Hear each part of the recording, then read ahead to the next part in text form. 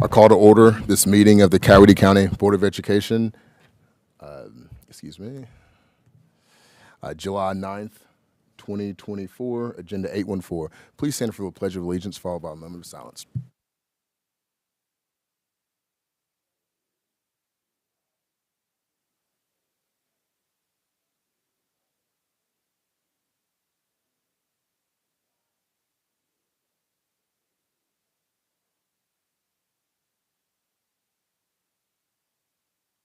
You may be seated. Okay. Is there a motion to approve the agenda? So moved. Second. Any discussion? All those in favor? Motion carries 7-0. No recognitions. Move to the approval of the minutes of June 11, 2024. Is there a motion for approval? So moved. Second. Any discussion? All those in favor? Motion carries 7-0. Is there a motion to approve the called minutes of June 25th, 2024? So moved. Second. Any discussion?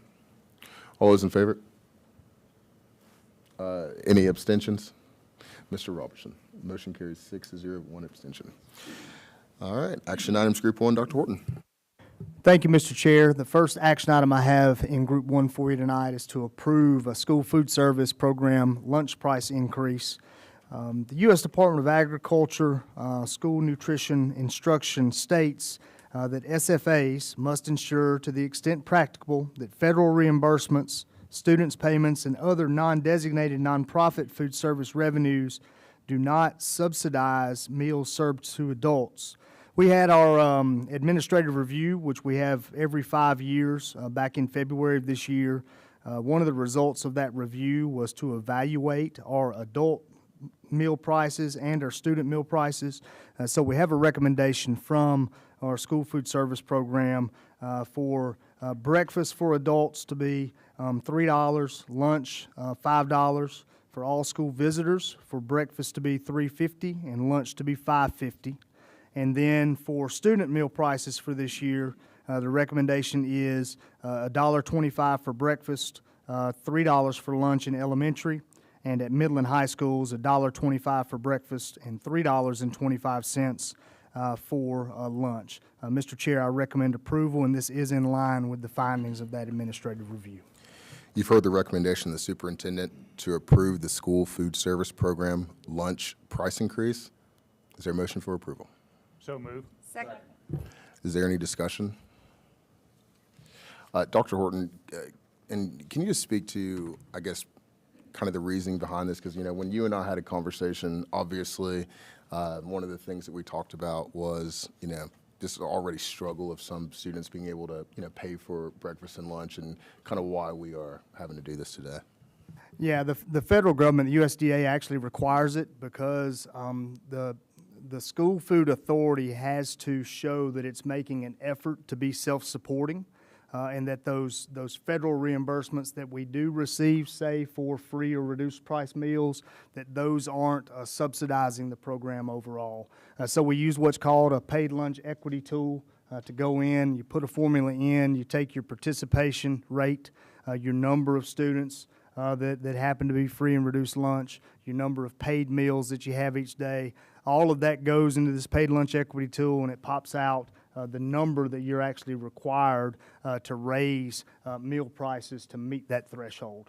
So not something that we want to do, it's something that we're required to do, unfortunately, Mr. Chair. Thank you, Dr. Horton. All those in favor? Motion carries 7-0. The next item I have for you in Group 1 is a request to approve the removal and replacement of a playset on the Noonan Crossing Playground. Noonan Crossing Elementary School requests approval for the purchase of materials and installation to replace old playground equipment for the school. Project will be funded by the Noonan Crossing Elementary PTO. Total project cost for materials installation of the new equipment and removal of the old equipment is $20,850. Requirements of board policy FEAE have been met. Supporting documents are attached. Mr. Chair, I recommend approval. You've heard the recommendation of the superintendent to approve the removal and replacement of a play set on the Noonan Crossing Playground. Is there a motion for approval? So moved. Second. Any discussion? All those in favor? Motion carries 7-0. The next item I have for you in Group 1 is to approve the GSBA FY25 Policy Maintenance Service Renewal. GSBA utilizes Assembly Solutions to provide policy maintenance services for school districts.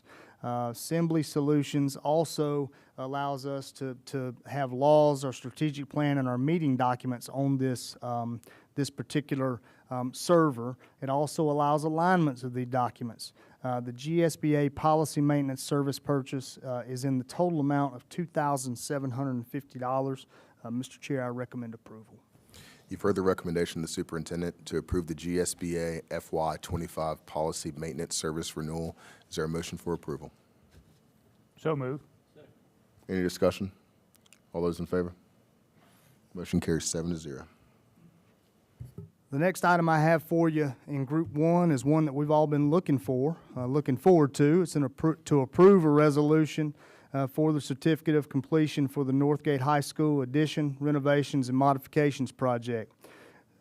Recommendation is to approve a resolution for the Certificate of Completion for this project for Northgate High School for the addition, renovations, and modifications. Mr. Chair, I recommend approval. Further recommendation of the superintendent to approve a resolution for the Certificate of Completion for the Northgate High School addition, renovations, and modifications project. Is there a motion for approval? So moved. Second. Any discussion? All those in favor? Motion carries 7-0. The next item I have for you in Group 1 is to approve the purchase of materials and installation for new netting and equipment at the Northgate High School hitting facility. Approval is requested to approve the purchase of baseball netting and equipment for the Northgate High School baseball facility in the amount of $88,703.17 from Better Baseball. Items with an individual cost of $1,000 or more were reviewed against quotes from other vendors and found to be competitively priced. Board policy DJED, allows a more expedited purchasing method for facility emergency needs, which if not accomplished immediately, A, would result in health and safety hazards to students and/or school employees.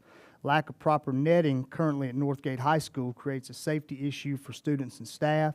Therefore, approval is requested to proceed with the purchase. Mr. Chair, I just would add the reason, in my opinion, that this brings a safety issue and is so urgent. Currently, there is no netting. It's all been removed. Softball season starts in 2 weeks, and softball uses this facility during inclement weather. In addition, recently, there have been some situations where, not here in our district, thank goodness, but there have been some unfortunate situations where incidents have occurred and injuries have occurred where there has been a lack of proper netting in hitting facilities on high school campuses. So I want to make sure that number one, we get it done in a timely manner. Number two, that it's done right. The question may come, well, what about East Coweta and Noonan? Noonan's facility was redone after the tornado. So it is in good shape. East Coweta's facility, they are having a group come out and evaluate it to make sure that it's in good shape, and it's very possible that I may be bringing a recommendation to you on that one in the future. So just wanted to give you kind of the whole picture there, and Mr. Chair, I do recommend approval. Thank you, Dr. Horton. You've heard the recommendation of the superintendent to approve the purchase of materials and installation for new netting and equipment at the Northgate High School hitting facility. Is there a motion for approval? So moved. Is there any discussion? All those in favor? Motion carries 7-0. The last item I have for you in Group 1 is to approve changes to the Workers' Compensation Panel. Approval is requested to revise the Workers' Comp Panel by removing Dr. David Burka from Piedmont Orthopedics. A copy of the revised panel is attached for review. Mr. Chair, I recommend approval. You've heard the recommendation of the superintendent to approve changes to the Workers' Compensation Panel. Is there a motion for approval? So moved. Second. Any discussion? All those in favor? Motion carries 7-0. Action items, Group 2, bids. The only item I have for you in Group 2 tonight is to approve elementary and middle school student pictures for fall of 24, 25, and 26. 3 proposals were received for elementary and middle school student pictures for fall 24, 25, and 26. The winning proposal for the elementary and middle school student pictures for fall 24, 25, and 26 was submitted by Shutterfly Life Touch, LLC, with a total score of 81.6. The proposal from Strawbridge Studios Incorporated was rejected based on previous experience. The proposal scoring sheet is attached. Mr. Chair, I recommend approval. Further recommendation of the superintendent to approve elementary and middle school student pictures for fall 2024, 2025, and 2026. Is there a motion for approval? So moved. Second. Is there any discussion? All those in favor? Motion carries 7-0. There are no action items in Group 3. Moving to superintendent's reports. Thank you, Mr. Chair. At this time, I'll call on Mr. Chapman to bring your budget report and sales tax. Mr. Chapman. Well, good news on the budget front. We were 4.1 million under for the month of June, brings us under budget for the year. We still have our year-end accruals and work to do, be a few more weeks, but we will not go in reserves once we're finished this year. Sales tax continuing good collections, just over 3.4 million year over year is 5.76% increase. Thank you, Mr. Chapman. We don't have a board goal report for you tonight, with it being July, but we do have policy revision, so I'll call on Dr. Guy to bring you policy revision. Thank you, Dr. Horton. I'd like to go through our policy updates and revisions. I'll begin with Regulation GBM-R, Professional Personnel Transfer. The changes to this particular regulation changes the end date for action on a teacher's request for a position transfer. It changes it from July 1st to an end date of June 15th. As you know, we start school this year, August 1st, and it will help us from an HR standpoint to have things in place and solidified well before the 1st of July. So this does change and update the personnel transfer guidelines. The next and final policy update, this is Board Policy JCEB, Student Hearing Procedure. These particular changes will bring us into legal compliance brought about by Senate Bill 169 from the state legislature, which is now law, and it addresses the time frame for student hearings. And what it does is states that a hearing, if a student has a disciplinary hearing, they shall be conducted within 10 school days from the date of suspension, unless there's a mutual consent between the school system and the parent guardian. But this will bring us into legal compliance with state law. And that concludes our policy updates and changes for this year. And board members, these will sit on the table for 30 days for public review and comment, and then we hope to bring these back to you for formal approval at the August meeting. Moving on, facilities and construction report. You'll see Northgate there. You approved that resolution here earlier, so we'll be able to take Northgate off the report hopefully next month. Softball field houses, all are nearing substantial completion. You've got some changes there at Northgate on an HVAC unit. You see that the certificate of occupancy has already been issued by the fire marshal there. Noonan High School, residence flooring's complete, sidewalks completed. They're still doing a little bit of finish work on the roof out there, but all the landscaping and all should be finished hopefully by the end of this week on that one. East Coweta High, lockers are in. I know Mr. Robertson mentioned he was out there, I think, yesterday at that one, says it looks beautiful, and installation of the roofing is almost done. So those are right on track, and with softball starting here in about 2 weeks, it's very timely for us. I know the students and fans and everybody are really going to enjoy those facilities. Band towers, they're all complete. The old band tower has now been removed at Noonan High. Of course, Noonan High School, if you go down to BP3, which is the final bid package there, all the exterior concrete work has been completed. Flooring is complete in classroom wings and cafeteria. There's only one room left, I think, that we have to do flooring, and that's the band room, and that's just because we're storing a bunch of things in there to get the auditorium going. So everything is really looking good. I was out there late this afternoon and talking with Corey from Parrish. They have some some trainings they're going to do here in the next few weeks. They begin to get some of the systems up and running and tested out, and we are really nearing the final phase of that project, scheduled once again for that open house on July the 28th at 2 o'clock. He also told me the elevator's operable, which has been an important thing for me, as everybody knows, and the final inspection on that is scheduled for July the 22nd, 2024. I just want to publicly say again what a great job Mr. Cheek, Walter Drake, all of their team, Jeannie Ingram, have done over the summer. And I can't say enough good things about the cooperation and collaboration between our team and the people at Parish to make this big project go as well as it has. And we are right at the finish line. If we can just push it across in the next few days, we're all going to be really happy with the end result. But thank y'all, Ronnie, for your work. Next thing I have for you, board members, as part of our exemplary board application for GSBA, you may remember that one of our strategic plan goals, one of our balanced scorecard goals on strategic plan, is that we will apply for exemplary board through GSBA each year. One of the requirements of that application now is that we review our board norms and protocols. We have to produce an agenda where we show that we have reviewed those. These were approved by the board 3 years ago, I believe in March of 2021, that we approved our board norms. And basically, these norms and protocols reflect our standards for how we will communicate with each other, how we will communicate between ourselves and staff members, and how the expectations for how we as a governance team will conduct business together across the district. You'll see some of the highlights here. I won't hit them all, but just, you know, when you're informing me that you're going to inform me of things that go on, that I'm going to respond to you in a timely manner. As far as the communications with staff, of course, we'll have an open line of communication between myself and the student and the staff, and that all communication with staff will go directly through me. And that we'll maintain confidentiality.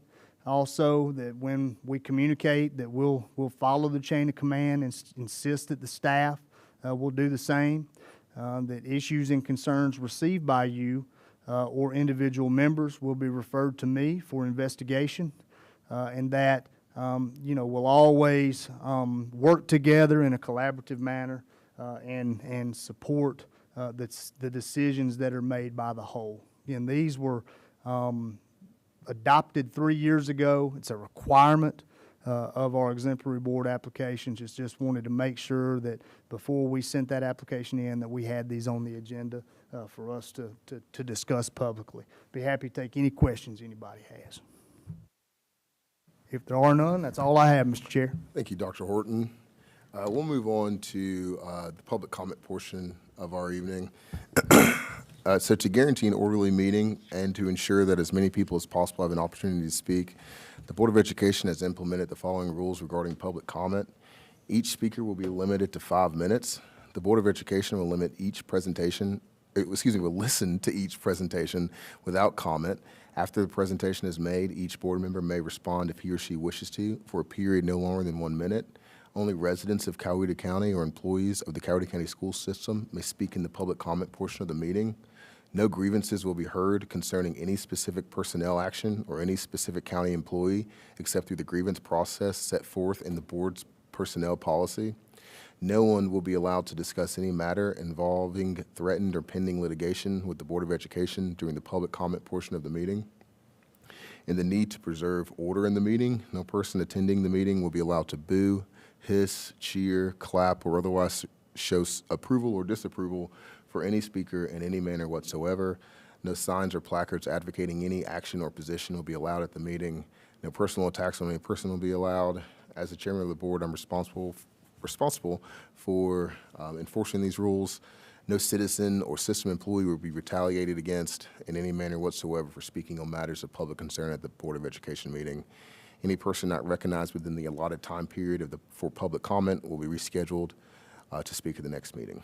And requests to speak during the public comment portion of a meeting must be reviewed at the Board of Education office no later than 3 hours prior to that meeting being called to order.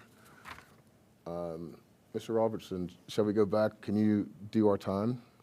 5 minutes? Thank you. So our first and only speaker tonight is Guadalupe Emoson. Oh, perfect, David. Never mind then. Thank you, David.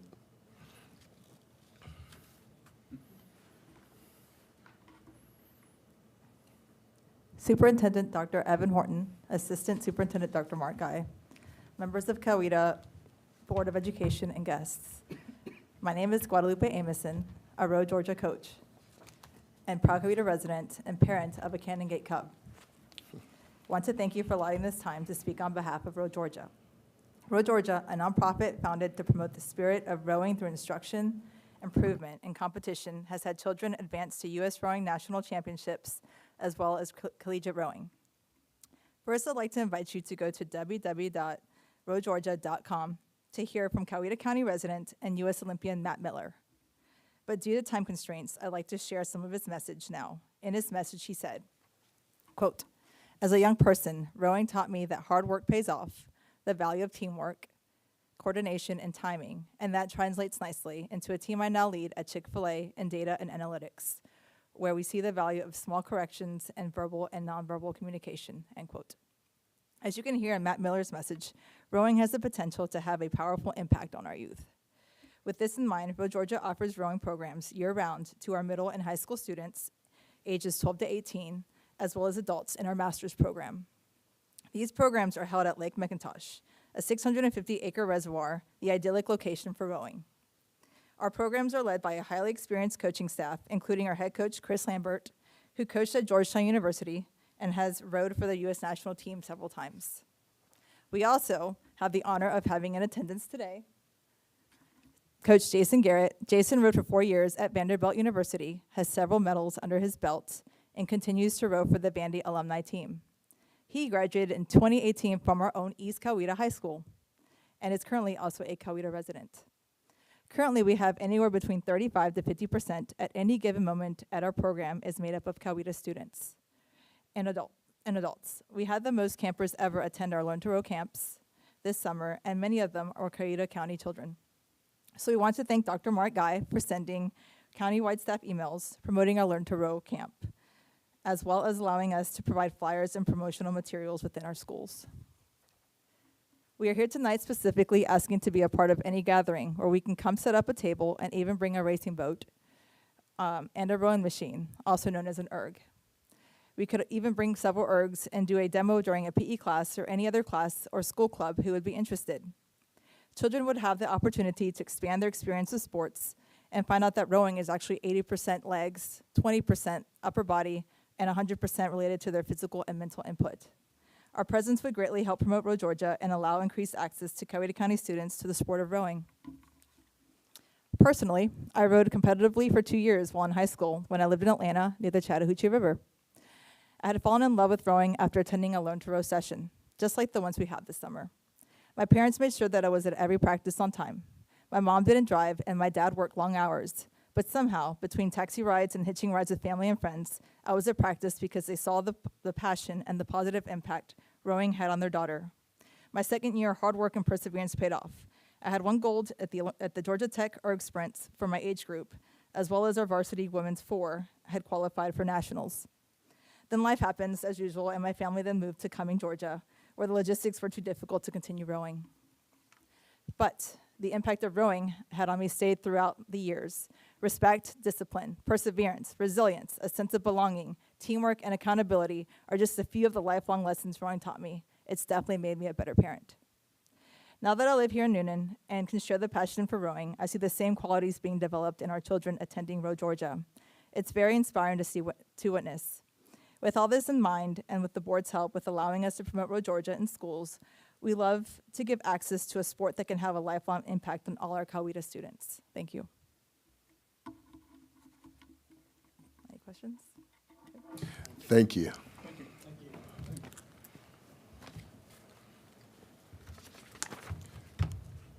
All right. I'd like to thank all who were in attendance this evening, both online and in person. Thank you, Ms. Samosin. It doesn't look like there's going to be board comment responses this evening, but we appreciate you being here. Now moving to the board comment section of the evening. I just have one quick one. I just want to echo Dr. Horton. Corey, we appreciate you and Parrish. I mean, what great partners you've been. I joked and said, I asked you if this is going to be the last meeting we see you, and you said yes. I said, well, it better be. But we really appreciate all that y'all did for Newton High School. And of course, Mr. Cheek, I mean, I can't say enough. So we appreciate you and your team greatly. So thank you all very much. All right.